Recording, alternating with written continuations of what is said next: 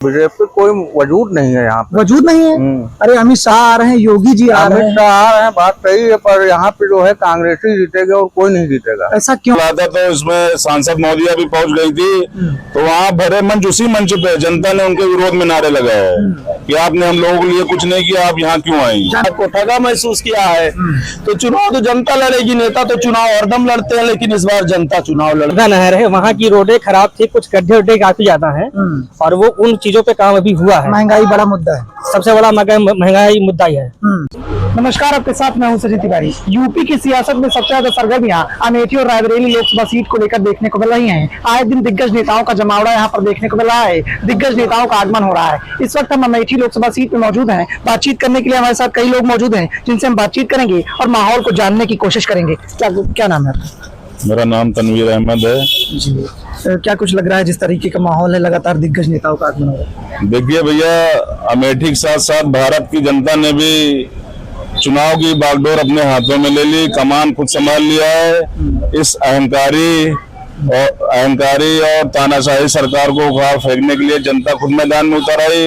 अब नेता चाहे जितने बड़े नेता आवे, यहाँ कोई फर्क नहीं पड़ना, जनता ने चुनाव की कमान खुद संभाल ली है। अमेठी की जब बात करते हैं, अमेठी की जब बात होती है, स्मृति ईरानी बड़े दावे करती हैं, कहती हैं कि हम तो अमेठी की जनता के लिए हैं, हम उनका हित करते हैं। क्या कुछ है?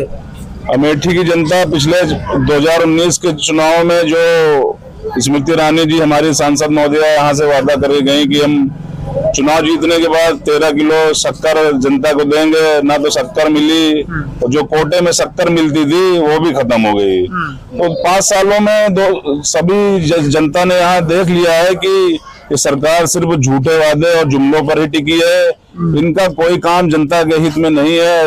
ऐसी कोई भी आप देखिए कि इनके कोई भी ऐसे प्रोग्राम या कोई भी योजनाएं, अभी भाई प्रचार चल रहा है, कोई भी नेता अपने 10 सालों के काम के लिए बात करने को नहीं तैयार कि हमने 10 सालों में किया क्या। उनके पास सिर्फ एक ही मुद्दा है, किसी तरह ध्रुवीकरण हो, और वो हो नहीं रहा है। धर्म की राजनीति वो हो नहीं रहा है। आप देखिए, अभी कल जो है अमेठी में कहीं भंडारा चल रहा था, तो इसमें सांसद महोदया भी पहुंच गई थी, तो वहाँ भरे मंच, उसी मंच पे जनता ने उनके विरोध में नारे लगाए कि आपने हम लोगों के लिए कुछ नहीं किया, आप यहाँ क्यों आई। जानकारी मिली, धमकाया भी।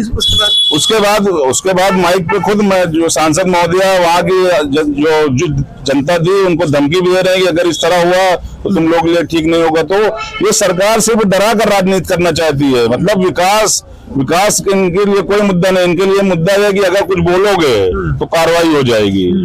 सारी योजना इनकी यही, कुछ बोलिए नहीं, जो कहते हैं आम को इमली कहें, आप सुनिए, आप विरोध नहीं कर सकते। विरोध करेंगे तो आप जो है इनके लिए गद्दार कहे जाएंगे, देशद्रोही कहे जाएंगे। मतलब बीजेपी का फंडा डर पे, सारी राजनीति डर पर है। डराओ और राजनीति करो।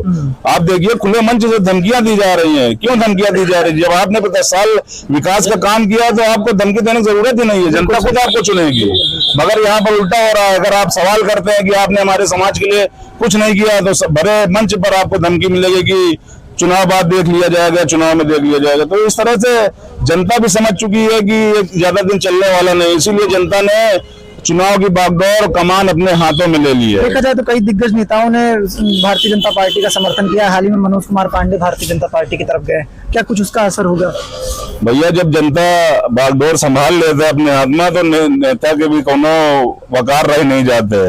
वो चाहे जौन इधर आवे, चाहे जौन उधर जाए। जब जनता खुदन कह रही है कि अब की वो चुनाव हम लड़ रहे नहीं, तो नेता के आवे जावे तो कुछ फर्क नहीं पड़ेगा। कुछ नहीं। क्या नाम है? धर्मेंद्र सिंह। अच्छा, यहाँ सलून के निवासी हैं। हम सलोन के निवासी हैं। मुद्दों पे लड़ रही है जनता ने। 5 साल में, इस 10 साल की मोदी सरकार में अपने आप को ठगा महसूस किया है। तो चुनाव तो जनता लड़ेगी, नेता तो चुनाव हरदम लड़ते हैं, लेकिन इस बार जनता चुनाव लड़ रही है। वो चुनाव अपने हिसाब से करेगी। अच्छा, बीजेपी ने जिस तरीके का काम किया, जिस तरीके से सरकार को चलाए, क्या कुछ खामियां रही और किस तरह की तस्वीरें? अब खामियां तो हमको सब खामियां दिखती हैं। अब आप ही बता दीजिए, कोई अच्छाई दिख रही हुई इस 10 साल की सरकार में? अगर मोदी जी ने जो वादा करके सरकार बनाया था, एक भी वादा पूरा हुआ हो तो जनता समझे। जनता तो अपने आप को ठगा महसूस कर रही है। किसी के खाते में न 15 लाख है, न 2 करोड़ रोजगार मिला साल में। यही समाज के मुद्दे हैं। सबको रोजगार चाहिए, शिक्षा सांसद चाहिए। महोदया को लेकर क्या कहेंगे? सांसद महोदय, हमारे यहाँ की सांसद महोदया को क्या बताएं, गुमराह में 13 रुपया किलो चीनी का वादा करके और लोग लुभावन वादे करके जीत गई। जनता ने वोट दिया, वो जीत गई, सांसद बनी।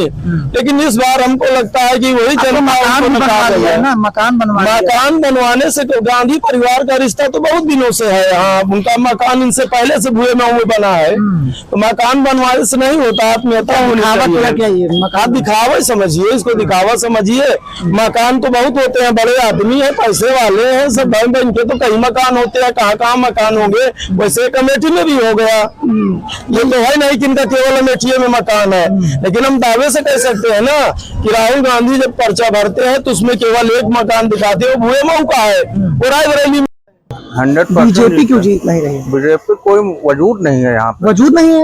अरे अमित शाह आ रहे हैं, योगी जी आ रहे अमित हैं। शाह आ रहे हैं, बात सही है, पर यहाँ पे जो है कांग्रेस ही जीतेगा और कोई नहीं जीतेगा।